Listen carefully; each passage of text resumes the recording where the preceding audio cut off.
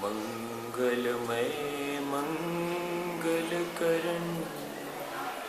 वीतराग विज्ञान नमो ताहि जाते भये अरहंतादि महा जो विद्यादि सागर सुखी जो विद्यादि सागर सुधी गुरु है हितैषी शुद्धात्म में निरत नित्य हितोपदेशी वे पाप ग्रीष्म ऋतु में जलहे सयाने पूजूं सतत केवल ज्ञान पाने पूजूं सतत केवल ज्ञान पाने। बोले भगवान महावीर स्वामी की 10 लक्षण पर्व की आचार्य गुरु और विद्यासागर मुनि महाराज की।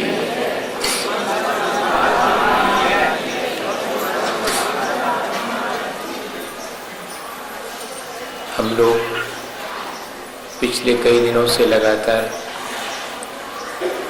अपने जीवन को अच्छा बनाने के लिए आचार्य भगवंतों ने जो उपदेश दिया है उस पर विचार कर रहे हैं। हमारे जीवन में धर्म आवे, ऐसा हमने पिछले दिनों 4 प्रकार के धर्मों का विचार किया है। धर्म श्रेष्ठ वही है जिसका उद्देश्य अपने आत्मा की, अपने आत्म स्वरूप की प्राप्ति हो। त्याग तपस्या जो भी हम धार्मिक अनुष्ठान के रूप में संपन्न करते हैं, उन सब का एक ही उद्देश्य हो कि मेरे आत्मा का कल्याण हो, मैं कर्मों से मुक्त होकर के सिद्धत्व का अनुभव कर सकूं। ख्याति, पूजा, लाभ और संसार के भौतिक सुखों की आकांक्षा से हमने अनादिकाल से धार्मिक क्रियाओं का अनुष्ठान किया है, लेकिन उससे वास्तविक धर्म हम अपने जीवन में धारण कर सकें और अपने जीवन को अच्छा बना सकें। अपने अनुभव से हमने ये जान लिया है कि वो कार्यकारी नहीं हो। सो हमने पिछले दिनों जैसे पृथ्वी के ऊपर कितना भी कचरा कूड़ा डालो, उसको खोदो कुचलो, लेकिन फिर भी जैसे पृथ्वी सब बातों के लिए अपने अंतरंग में क्षमा भाव धारण करती है, ऐसे ही हमें भी अपने जीवन में पृथ्वी से क्षमा भाव या सहनशीलता धारण करने का संदेश लेना चाहिए। सो अपन ने लिया। इतना ही नहीं, जल को अपन देखते हैं कि जिसमें मिला दो सो उसके जैसा ही हो जाता है, हिल मिल करके रहता है। सो जल से हमने अपने जीवन में मृदुता आवे, कोमलता आवे, हम भी सब जीवों के प्रति हिलमल करके भाईचारे के भाव से रहें। इस प्रकार का संदेश हमने जल से लिया।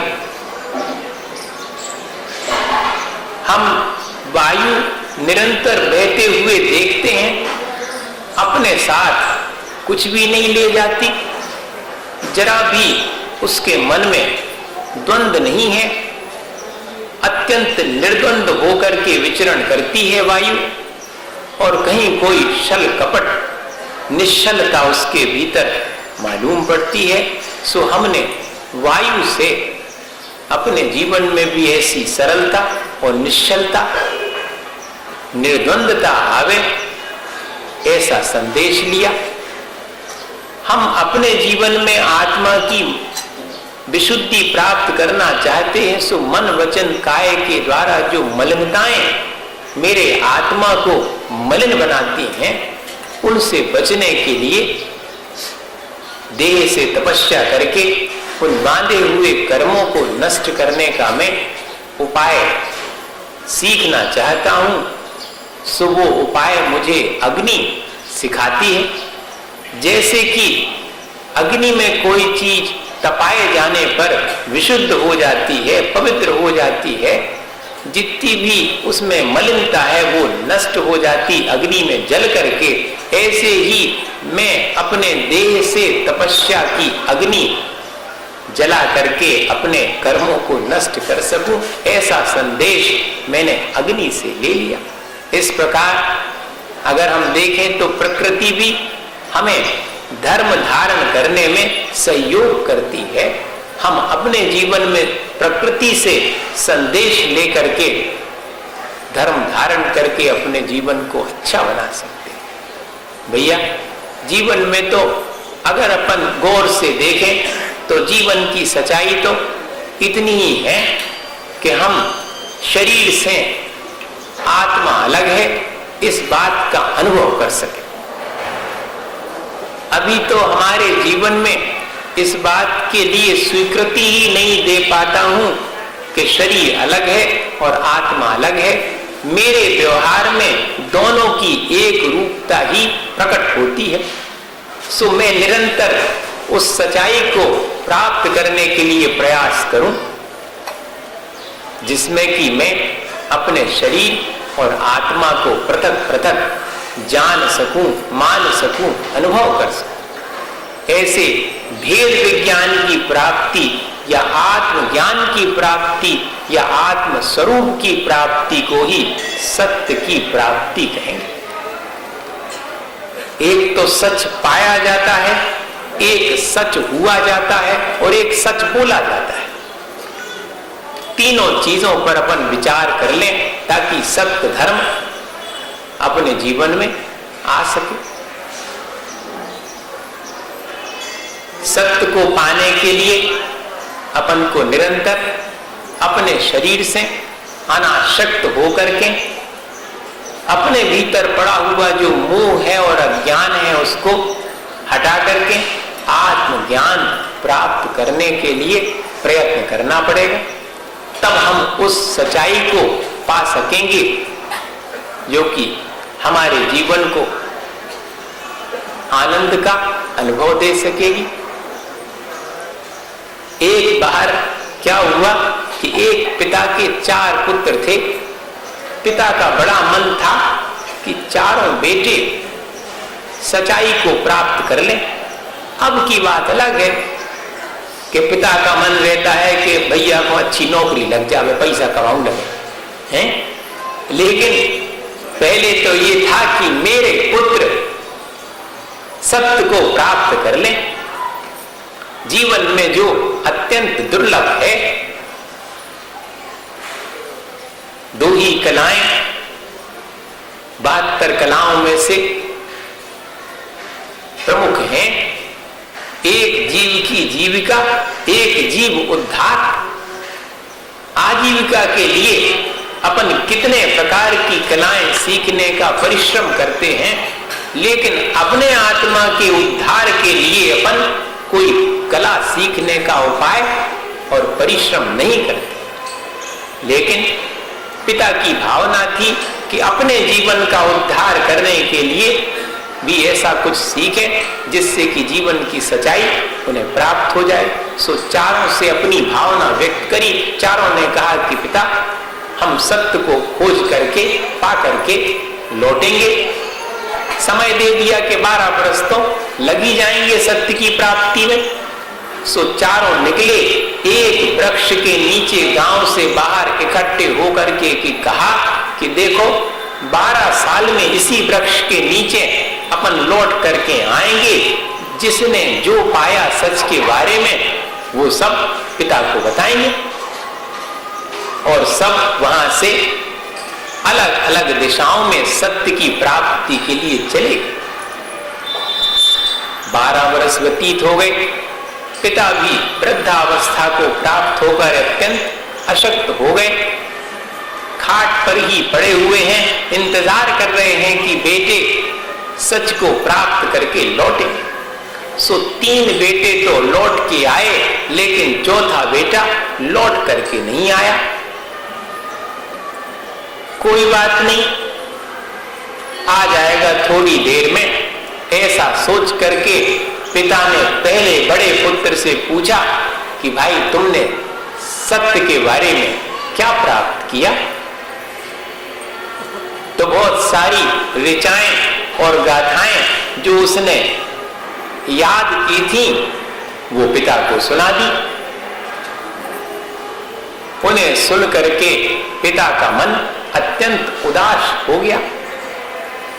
दूसरे वाले बेटे की तरफ इशारा किया, उसने खूब सारे सूत्र कंठस्थ कर लिए थे, सो सब सूत्र पिता को सुना दिए। लेकिन पिता इससे भी संतुष्ट नहीं हुए कि तुमने सत्य पा लिया है। तीसरे वाले पुत्र की तरफ देखा उन्होंने, तो तीसरे पुत्र ने भी विभिन्न ग्रंथों की जो अच्छी अच्छी बातें थी सब धर्मों में, सो उन सबको सुना दिया। तीसरे पुत्र से भी पिता अत्यंत असंतुष्ट होकर के, अशक्त तो पहले से थे ही, अपने बिस्तर पर बैठ गए कि चौथे पुत्र का इंतजार करें। सो उन तीनों भाइयों ने बताया कि चौथा भाई आ तो गया है, लेकिन वो वहीं पेड़ के नीचे बैठा हुआ है, उसकी हालत तो बड़ी खराब है, शरीर पर वस्त्र भी शेष नहीं रहे, खाने पीने को क्या कहें, जर्जर शरीर हो गया है, और वहीं पर ध्यान में वृक्ष के नीचे बैठा हुआ है। पिता अत्यंत अशक्त हो गए, लेकिन उनके अंदर उत्साह आ गया कि मैं चौथे वाले पुत्र से मिलूंगा और पूछूंगा कि तुमने सच प्राप्त कर लिया। और तीनों पुत्रों के साथ वो गांव से बाहर वृक्ष के नीचे जहां चौथा पुत्र बैठा था वहां पहुंचे। जाकर के देखा कि अत्यंत निर्विकार दशा में और पुत्र ध्यान में लीन, चेहरे पर अत्यंत शांति और आनंद बिखरा हुआ है, बैठा हुआ है। उसे देख करके पिता को अत्यंत उत्साह हुआ, अत्यंत प्रसन्नता हुई, और उन्होंने तीनों से कहा कि मेरा जीवन सार्थक हो गया, मेरे एक पुत्र ने सत्य को प्राप्त करने का साहस कर लिया।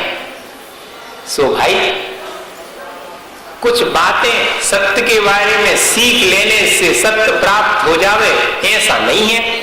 सत्य को प्राप्त करने के लिए जो बातें अपन ने सत्य के बारे में जानी हैं, उनको अपने आचरण में लाने से ही सत्य को प्राप्त कर सकते हैं, ऐसा अपन को विचार करना चाहिए। सो ये तो बहुत कठिन है, लेकिन हमारा लक्ष्य तो इसी की प्राप्ति का है। सो इस लक्ष्य की प्राप्ति के लिए अपने जीवन को सच्चा बनाना, निरंतर प्रयत्न करने के लिए तो अपन पुरुषार्थ कर ही सकते हैं। सच्चे होने के लिए, सच्चे होने के लिए पुरुषार्थ करें तो 8 बातों का आचार्य भगवंतों ने कहा कि ध्यान रखना। सत्य को प्राप्त करना यानी अपने आत्म स्वरूप की वीतराग अवस्था को प्राप्त करना।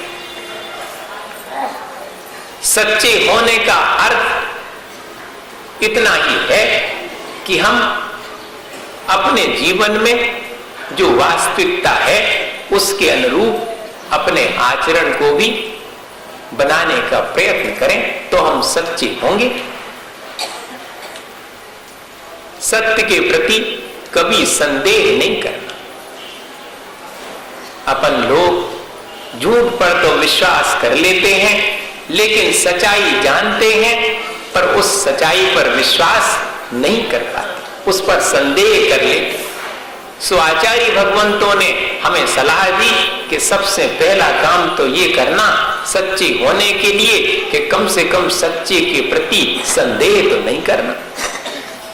और दूसरी चीज, सत्य के लिए स्वीकार किया है तो कितने भी विपत्तियां आवे उनको सहन करना और कभी झूठ का सहारा नहीं लेना।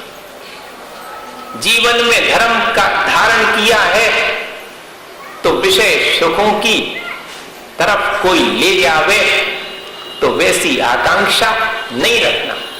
धार वृष भव सुख वांछा भाने।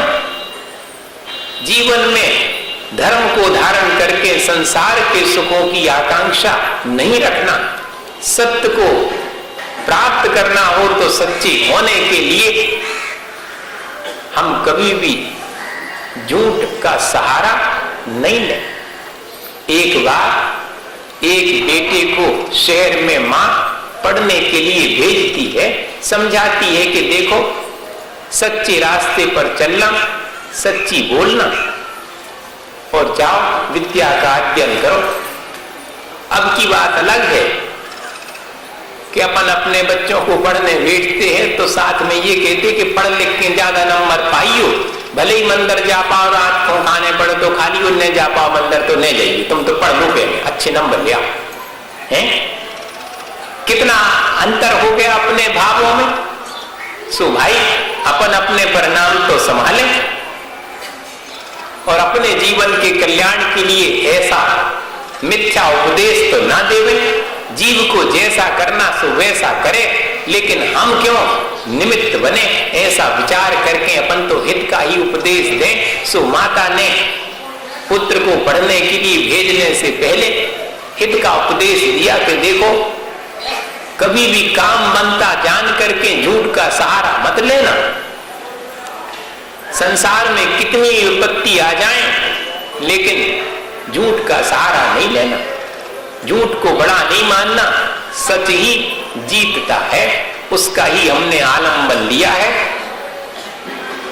सो थोड़ी दूर जंगल से जब वो गुजर करके शहर की तरफ पहुंच रहा था सो जंगल में डाकुओं ने उसे पकड़ लिया और उससे पैसे मांगे। पिता माता ने 400 रुपए उसके खर्च के लिए अंदर की जो बनियान पहने था उसके भीतर सिल के रख दिए थे, सिल दिए थे। पहले ऐसे ही अपनी संपत्ति संभालने का उपाय करते थे भैया। सो उस व्यक्ति ने, डाकू ने पूछा कि निकालो पैसे, कितने पैसे हैं? तो उसने कहा 400 रुपए। कहां रखे हैं? मेरे अंदर बनियान के भीतर मां ने सिल दिए। लो, डाकू को विश्वास ही नहीं हुआ, बिल्कुल 1% झूठ बोल रहा है। सच पर विश्वास नहीं होता, झूठी पर विश्वास जल्दी कर लेते हैं। अपने संस्कार ऐसे हो गए, अपन नहीं डाली, कोई ने डाले नहीं अपने भीतर संस्कार, अपन ने अपने मन से देख देख करके सीख लिया। संसार में क्या सीखा अपन ने? जी सीख लिया। सो उसने विश्वास नहीं किया। डाकू अपने सरदार के पास उस बच्चे को लेकर के गया कि जी इसको पकड़ा हमने और जी ऐसा कहता है, झूठ बोलता है कि 400 रुपए रखे हैं और बनियान के भीतर मां ने रख दिए हैं, सिल दिए हैं, दिखाई पड़ते नहीं है। सरदार ने पूछा कि भाई तुम्हारे पास 400 रुपए हैं? बोले हाँ। कहां रखे हुए हैं? वो बनियान के नीचे मां ने सिल दिए हैं। डाकू को भी मन में आया कि इतना सच बोल रहा है, वास्तव में सच ही ना हो। सो कहा निकालो। सो उसने कमीज उतार करके बनियान में जैसे मां ने 400 रुपए सिले थे सो उखाड़ करके सिलाई और 400 रुपए हाथ पर डाकू के रख दिए। डाकू का सरदार तो गदगद हो गया और 400 रुपए उसे ज्यों के त्यों वापस दिए कि भाई इतना सच तो कोई नहीं बोलता है मैं तुम्हारे सच का सम्मान करता हूं। तुम्हारी मां ने तुम्हें अच्छी शिक्षा दी कि सच से तुम डिगे नहीं। अपन तो धर्म धारण करके 2 पैसा मिल रहे हो गए सो धर्म छोड़ने तैयार, लेकिन इतनी बड़ी विपत्ति के बीच में उसने अपने सत्य को नहीं छोड़ा। सत्य होने के लिए इतना साहस जरूरी है। सो दूसरे नंबर पर कहा कि जब अपने जीवन में सत्य अपन प्राप्त करने के लिए बढ़ रहे हैं तो कभी भी झूठ का आलंबन ना ले। विपत्ति आने पर सच को ना छोड़े, सच्चाई से कभी घृणा ना करे, मुख ना मोड़े। हो जाता है ऐसा अपने जीवन में कि सत्य के प्रति, सच्चे व्यक्ति के प्रति अपने मन में उतना प्रशंसा का भाव नहीं आ पाता है, बल्कि कई बार घृणा का भाव आ जाता है। सो आचार्यों ने हमें सावधान कर दिया कि नहीं भाई, सत्य को जान करके जो सत्य का पालन कर रहा है, जिसके जीवन में सत्य आ गया है, कम से कम उससे घृणा तो मत करो। और इतना ही नहीं, अपने जीवन में क्या सच है क्या झूठ है ये जान करके जो सच है उसी रास्ते पर चलो। झूठे सैकड़ों रास्ते हों, लेकिन उनके लिए अपनाने का प्रयत्न नहीं करना, वरना तुम अपने जीवन को सत्य की तरफ नहीं ले जा पाओ। और अगर कोई सच्चाई के रास्ते पर चल रहा हो, सत्य की आराधना में लगा हो, उससे कोई भूल चूक हो जावे तो उसको ध्यान नहीं देना।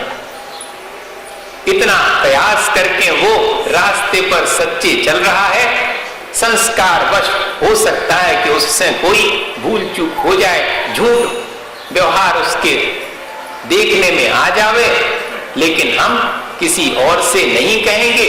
कहना हो तो उसे ही इशारा कर देंगे कि देखो तुम चले तो सच के रास्ते पर, लेकिन अभी तुम्हारे संस्कार कमजोर हैं, थोड़ा साहस करके और ठीक से चलो सच के रास्ते पर। ऐसा उसे सलाह देंगे, लेकिन उसके भूल चूक को दुनिया भर को बताते नहीं फिरेंगे।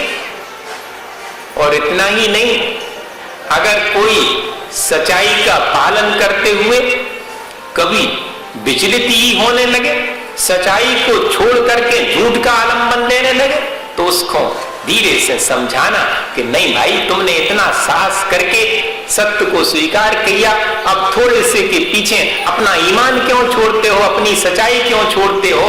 तुम तो पुनः अपनी ईमानदारी में और सच्चाई में भले ही 2 रोटियां मिले, तुम तो उसी पर आरूढ़ रहो। सो ऐसे अपन निरंतर अपने लिए नहीं, दूसरे के लिए ही सही, अपने मन में भी अपन ने सत्य धारण किया है और कभी कभार अपन सत्य से विचलित होने लगे, झूठ का आलंबन लेने का मन हो जावे कि देखो इतना होगो सहन करत करत, अब तो हम भी झूठ का आलंबन लेंगे, सब दुनिया तो कर रही बेईमानी, हम भी करें। नहीं भाई, ऐसा विचार आते ही अपने मन को समझा लेना कि ये तो ठीक नहीं है, मैंने बड़े किसी पुण्य के उदय से सच्चाई की तरफ कदम बढ़ाए हैं और अब मैं पीछे ना हटूं।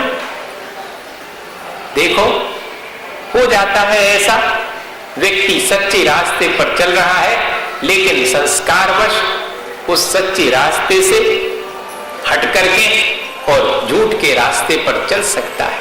उसमें कारण क्या है? कारण यही है कि उसकी पुरुषार्थहीनता, वर्तमान का वातावरण और कर्म का तीव्र उदय। सो अपन इन सब का विचार करके और उसे सच्चाई में स्वयं को भी और दूसरे को भी स्थिर करने के लिए प्रयत्न करें। हमेशा सच से प्रेम रखें, सच्चे व्यक्ति से प्रेम रखें। रखते तो हैं अपन, मन ही मन रखते हैं।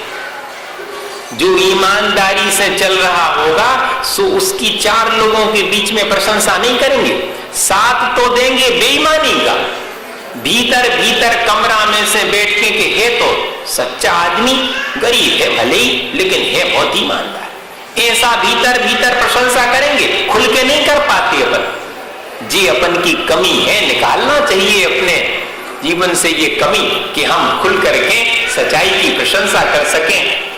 उसके प्रति प्रेम व्यक्त कर सकें। भले ही हम उस सच्चाई का स्वयं पालन नहीं कर पा रहे हैं, लेकिन जो सच्चाई के मार्ग पर चल रहा है, जो सच्चे ईमानदार जीवन को जी रहा है, हम कम से कम भले ही वो दीनहीन और गरीब परिस्थिति का हो, लेकिन हम उसके प्रति प्रेम भाव रखें, उसे हृदय से लगाने के लिए हमेशा तैयार रहें, दुत्कारें नहीं। होता क्या है, सच्चाई को जब हम दुत्कार देते हैं, सच्चे व्यक्ति को दुत्कार देते हैं, उसका तिरस्कार कर देते हैं, तो मानिए वास्तव में हम अपने जीवन में आती हुई सच्चाई का ही तिरस्कार कर देते हैं। फिर हमारे जीवन में सच्चाई आ नहीं पाएगी, उसका सम्मान हम नहीं कर पाते। बच्चे अगर सच्ची बोले तो फिर उनको पनिशमेंट देने की आवश्यकता नहीं है, बल्कि प्रेम से कि हाँ बेटे कोई बात नहीं, अब ऐसी गलती नहीं करना, तुमने अपनी भूल को, गलती को हमें सच सच बता दिया, तुम झूठ बता करके बच भी सकते थे, लेकिन नहीं, तुमने इतना सच बताने का साहस किया, हम तुम्हारा सम्मान करते। तब उसके मन में और अधिक सच बोलने की भावना होगी, और नहीं तो फिर वो झूठ का आलम्बन लेकर के बचने का प्रयास करेगा। विदिशा में हमारे देखते देखते एक घटना हुई। एक व्यक्ति थे, सो वो एक दिन बड़े दुखी मन से अपने 5 साल के पुत्र को लेकर के आए। मेरे से कहा कि महाराज इतना 5-6 साल का हो गया, आज दिन तक उसने कभी दुनिया से भले ही झूठ बोला हो, लेकिन मैं उसका पिता हूं, मेरे से कभी झूठ नहीं बोला, सदा सच ही बोला, लेकिन आज का दिन मेरे जीवन में अत्यंत कष्टकारी हो गया, क्योंकि मेरे बेटे ने ही मेरे से झूठ बोल दिया। कैसा कष्ट लगता है जब अपना ही कोई व्यक्ति अपने से छुपाए और झूठ का आलम्बन ले अपने ही प्रति, तो दुख तो लगेगा। सो पिता अत्यंत दुखी थे, बेटे को समझा दो महाराज आप। हमने कहा आपके सामने तो नहीं समझाएंगे, हम उससे बात कर लेंगे। सो बेटे से जब हमने बात की कि क्यों तुमने झूठ बोला पिता से, तो उसने स्वीकार किया कि हाँ बोला। हुआ क्या था, बोलने की मजबूरी थी क्या? बोले हाँ। हुआ ये कि मेरे सिर में बहुत दर्द होने से मैं अपने स्कूल का काम पूरा नहीं कर पाया, और जैसे ही गुरुजी ने पूछा कि तुमने जो सवाल हल करने दिए थे वो पूरे पूरे ठीक किए कि नहीं, मैंने कहा कि गुरुजी मेरे सिर में दर्द था, मैं कर नहीं पाया, लेकिन शीघ्र ही करके आपको दिखा दूंगा। मेरे बाजू वाले बच्चे ने एक भी नहीं किए थे सवाल, लेकिन अपनी कॉपी बिना खोले ही गुरुजी के पूछने पर कि सवाल कर लिए, उसने कहा कर लिए, और बैठा रहा वो। और मुझे गुरुजी ने खड़े करके बेंच के ऊपर खड़े रखा और पिटाई भी करी, बेंत भी मारे। ऐसा देख करके मुझे लगा कि इससे अच्छा तो मैं भी झूठ बोल देता तो बच जाता पिटने से, और अब अगर जाकर के घर में पिताजी से कहूंगा कि मैंने सच बोला और गुरुजी ने मुझे पिटाई करी, तो पिताजी भी मुझे और पिटाई करेंगे। ऐसा मेरे मन में विचार आया, सो मैंने पिता से तो झूठ का आलम्बन ले लिया और झूठ बोल दिया। बताओ कैसे अपन झूठ का आलम्बन लेते हैं, सच को छोड़ देते हैं, जो कि अपने मन में भावना रहती कि मैं सच का आलम्बन लेऊं, लेकिन अपन चूंकि सच का सम्मान होते नहीं देखते हैं, उसका तिरस्कार होते देखते हैं, उसको दंडित होते देखते हैं, तो सच को कौन स्वीकार करेगा, कौन उसका आलम्बन लेगा? तो अगर हम अपने जीवन में सच को पाना चाहते हैं, सच्चे होना चाहते हैं, तो कम से कम सच का सम्मान करना सीखें। कभी भी हमारे द्वारा सच का तिरस्कार ना हो जावे, और जहां जिसके बीच भी बैठे सच्चाई की ही प्रशंसा करें, उसके ही गीत गावें।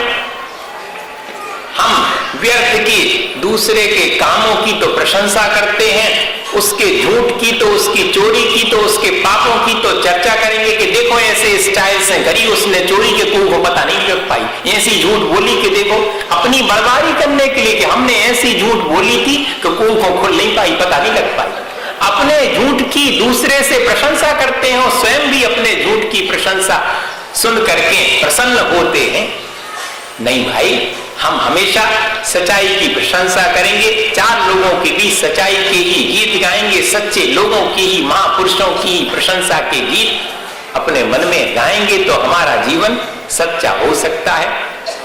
और तीसरी चीज बहुत साधारण सी लगती है लेकिन अत्यंत कठिन है, सच बोलना। अपने यहां पर आचार्य भगवंतों ने ऐसा सच जो कि दूसरे के लिए अहितकारी हो, नहीं बोलना चाहिए, ऐसा उपदेश दिया है। सच तो बोलना चाहिए जो कि हितकर हो और प्रिय हो। प्रिय का मतलब कहते सत्यम शिवम सुंदरम, ऐसा सच हो जो कि दूसरे का शिव अर्थात कल्याण करने वाला हो, जो कि उसके आत्म स्वरूप में बाधक ना बने बल्कि साधक बन जाए, ऐसा सत्य हो। सो आचार्य भगवंतों की तरफ अगर अपन ध्यान देवे और ऐसे सत्य की साधना करें, वैसे तो हो सके तो वचन का व्यवहार कम से कम करें, हित मित प्रिय वचन बोले, लेकिन कम से कम अहितकारी वचनों का अभ्यास जो अपन को है वो अपन छोड़ें। क्रोध लोभ भीरुत्व हास प्रत्याख्यानान्विति भाषणम च पंच, ऐसे 5 प्रकार के भावों से अपन वचन का प्रयोग ना करें। क्रोध की अवस्था में वचन ना बोले, लोभ से प्रेरित होकर के वचन ना बोले, हंसी मजाक में वचनों का प्रयोग ना करें और भयभीत होकर के भी वचन ना बोले। जब भी बोले सोच विचार के आगम के अनुरूप वचन बोले जो कि दूसरे के लिए हितकारी हो। सत्यम वद प्रियम वद, सच बोलो और प्रिय बोलो। भैया अपन कह देते हैं कि सच तो कड़वा ही होता है, प्रिय थोड़ू होता है, सच्ची बात थोड़ी अच्छी लगे। भैया अच्छी लगे चाहे नहीं लगे, लेकिन हम अपने अच्छे मन से तो बोले। सच कड़वा नहीं होता, अपने कड़वे मन से कही गई सब बात सच को भी कड़वा बना देती है। सो हमारे मन को कड़वा नहीं करना चाहिए, भले ही हम सत्य बोले तो वो हितकारी ही होगा, दूसरे का अहित नहीं कर सकेगा। ऐसा सच भी नहीं बोलना जो कि अप्रिय हो और ऐसा झूठ भी नहीं बोलना जो कि प्रिय हो। सिर्फ एक ही चीज रखी कि सत्यम वद प्रियम वद, सच बोलो और प्रिय बोलो। सो एक बार एक राजा का उदाहरण आता है। वैसे अपन जानते हैं कि ऐसा अप्रिय, जैसे कि किसी को कह दो, इसी सभा में कह दो कि भैया आधे जने समझदार हैं, एक तो ये हो गया कथन करने का ढंग, और आधे जने तो मूर्ख हैं। जाके दो अगर तो प्रिय है, ये सत्य है तो सत्य, लेकिन प्रिय लगेगा। किसी को कहो कि तुम अज्ञानी हो और ये कहो कि देखो तुम फलानी चीज के बारे में नहीं जानते, मगर तुम्हारा इस चीज में तो बड़ा दखल है, तुम बहुत ज्ञानवान हो अपने विषय में, तो ये कहना अलग बात, सच उसमें भी है। लेकिन ऐसा सच जो कि अप्रिय हो अपन उपयोग में नहीं लेंगे। आधा गिलास भरा है कि आधा खाली है, दोनों में से जिस प्रकार के वचन बोलना हो वैसे बोले जा सकते हैं। सच तो दोनों में ही है, लेकिन एक प्रिय है एक अप्रिय है, एक मन को विचलित करने वाला है, एक मन को आशान्वित करने वाला है, उत्साहित करने वाला है। एक राजा साहब के यहां पर सभा में एक कैदी को लाया गया, किसी अपराध में उसको जेल में बंद कर दिया था, फांसी की सजा होना थी। अब फांसी की सजा होना थी तो उससे पूछा गया कि भाई तुम्हारी आखिरी इच्छा क्या है? सो उसने कहा कि मुझे तो राजा से मिलना है। तो लोगों ने सोचा कि शायद मर्सी अपील करेगा, दया की भीख मांगेगा राजा के पास जा करके, चलो भाई ले चलो राजा के पास। सो राजा के पास ले गए। सो उस अपराधी ने, उस कैदी ने जितनी गालियां हो सकती थी राजा को दी, लेकिन जिस भाषा में दी वो भाषा तो राजा समझते ही नहीं थे। सो मंत्री जी की तरफ इशारा किया, जो बड़े मंत्री जी थे, कि क्या कह रहा है ये अपराधी और कैदी। सो बड़े मंत्री जी ने अत्यंत दया भाव से युक्त होकर के कहा कि कैदी आपसे अपने अपराध की क्षमा मांग रहा है, आप उसे क्षमा दान दें, ऐसी याचना कर रहा है। लेकिन दूसरा जो मंत्री था, जो बड़े वाले मंत्री से ईर्ष्या रखता था, होता है ऐसा, सो वो फौरन बोल पड़ा कि नहीं, झूठ बात, जो मंत्री जी कह रहे उसकी प्रशंसा में ऐसा नहीं है, वो तो गालियां दे रहा राजा को। राजा साहब ने दोनों की बातें सुनी और कहा कि जाओ, मैं कैदी को क्षमा दान देता हूं। बड़े मंत्री की बात ज्यादा सच है, क्योंकि उसमें एक जीव के प्राणों की रक्षा का भाव छिपा हुआ है, और तुम्हारे सच में तो दूसरे का अहित छिपा हुआ है। भले ही उसने झूठ कहा, लेकिन दूसरे के हित के लिए कहा। तो सत्यम वद प्रियम वद, ऐसा अपने भीतर विचार हमेशा आना चाहिए। एक और घटना है, इन दोनों से अपने मन में स्पष्ट हो जाएगा कि वास्तव में हमें कैसे वचन का प्रयोग करना चाहिए, जिससे कि अपना सत्य धर्म भी बचा रहे और दूसरे का अहित भी ना हो। राजा के सामने तो मंत्री को झूठ बोलना पड़ा, लेकिन ऐसी स्थिति की हमें झूठ भी ना बोलना पड़े और हमारा सत्य धर्म का पालन हो, दूसरे के प्राणों की रक्षा भी हो, जो प्रिय भी हो। एक राजा साहब को अपना चित्र बनवाने का भाव हुआ। उन्होंने देश के कलाकारों को आमंत्रित किया कि मेरा एक सुंदर सा चित्र बनाओ। सो 3 कलाकार आए। उन 3 कलाकारों ने अलग अलग राजा के चित्र बनाए और दिखाए राजा को। पहला वाला चित्र राजा ने देखा, राजा का अत्यंत सुंदर चित्र था, जिसमें राजा की दोनों आंखें बहुत सुंदर दिखाई गई थी, लेकिन ओरिजिनली राजा की तो एक आंख में रोशनी थी नहीं। सुंदरता दोनों आंखों की उस फोटो में देख करके राजा को प्रसन्नता नहीं हुई। उन्होंने कहा कि भाई है तो बहुत प्रिय, लेकिन सच नहीं है। सो रिजेक्ट हो गया। दूसरे वाले ने सोचा कि देखो, अपन तो जैसा है वैसा बनाओ, अच्छो लगो चाहे नहीं लगे, हमने तो कह दी, अब बुराई लगे तो लगे। है ऐसा कहते अपन कि हमने तो सच्ची कह दी, तुम्हें बुराई लगे सो लगे, मानते रहो। लेकिन विचार किया करो आप, दूसरे वाले चित्र में राजा की एक आंख फूटी है ऐसा बता दिया। सो दूसरे वाले चित्र को देख करके राजा ने कहा कि है तो सच, लेकिन प्रिय नहीं है, भला नहीं जान पड़ता है। सो वो भी रिजेक्ट हो गए। तीसरे वाले ने चित्र बना करके दिया, वो पास हो गया। भैया कहानी में तो तीसरा पास करनी पड़नी तो क्या मतलब हो कहानी को, है कि नहीं? तो ऐसा नहीं समझना। तीसरा वाला उसने बनाया कैसे था? उसने राजा बहुत शक्तिशाली है, बलवान है, ये दिखाने के लिए उसके हाथ में धनुष बाण लिए हुए है, तीर चला रहा है और बाण धनुष पर साधे हुए है, ऐसी अवस्था का चित्र बनाया। सो बाण चलाते समय तो एक आंख बंद ही रहती है, एक खुली रहती निशाने की तरफ। वैसा चित्र देख करके राजा अत्यंत प्रसन्न हुए कि भाई सुंदर भी लग रहा है और सच भी है, इसमें सच्चाई भी दिखाई गई है। साथ में राजा के गुणों की प्रशंसा में उनसे धनुष बाण लेकर के निशाना लगाते हुए दिखाएगा। भैया ये तो घटना है, अपन इससे संदेश लेवे कि हम भी एक तो झूठ का सहारा न लेना पड़े, ऐसा प्रयास करें।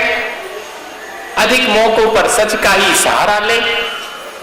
और ऐसा सच जो कि दूसरे के लिए हितकारी हो, कल्याणकारी हो, ऐसे ही सच का आलंबन लें तो हम अपने जीवन में सच्चाई को प्राप्त कर सकते हैं, सच्चे हो सकते हैं। जब हम अपने जीवन में सच बोलने का अभ्यास करेंगे भैया, सच बोलने से तो मुक्ति मिल जाती है। अपन को सहसा विश्वास नहीं होता, लेकिन पशु पक्षियों ने सच का पालन करके मुक्ति पाई।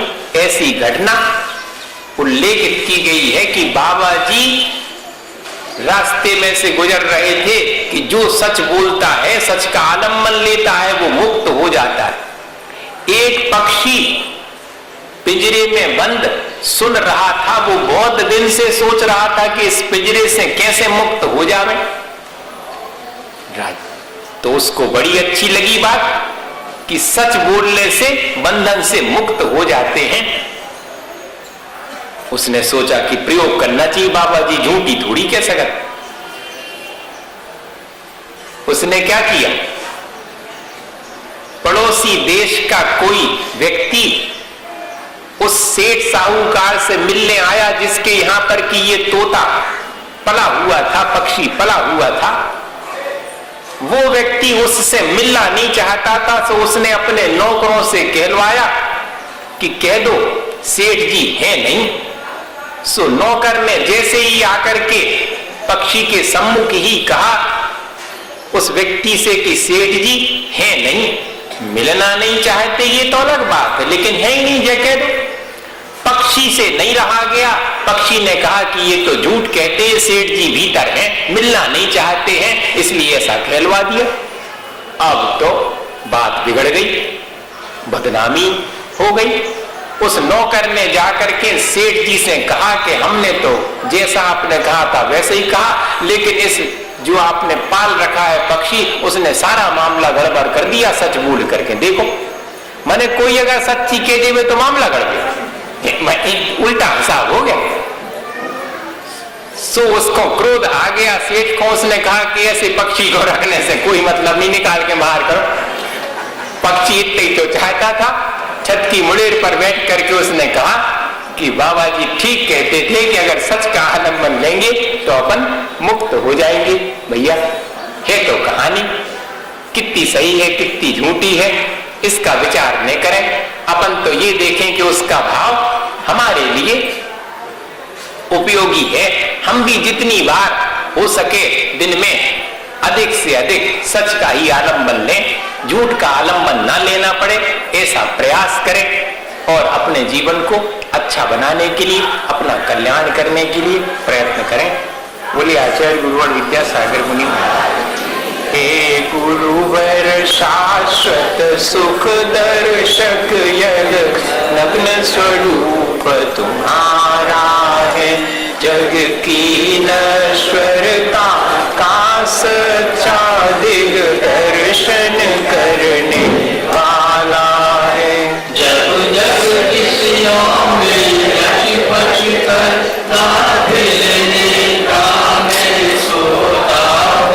अथवा वह शिव के निष्कंटक पथ में विषकंटक होता हो।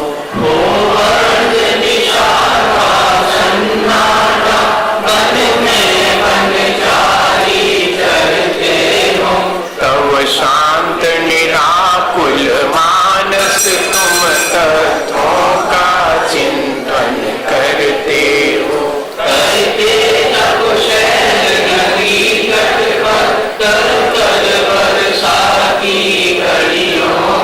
समतारस पान किया करते सुख दुख दोनों की घड़ियों में। अंतर काला करती मारी मानो धरतियों फूल झड़ियां।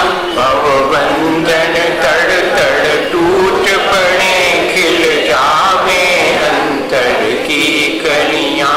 तुम सारानी क्या कोई हो, जग को देती जग की विधियां। दिन रात लुटाया करते हो शम शम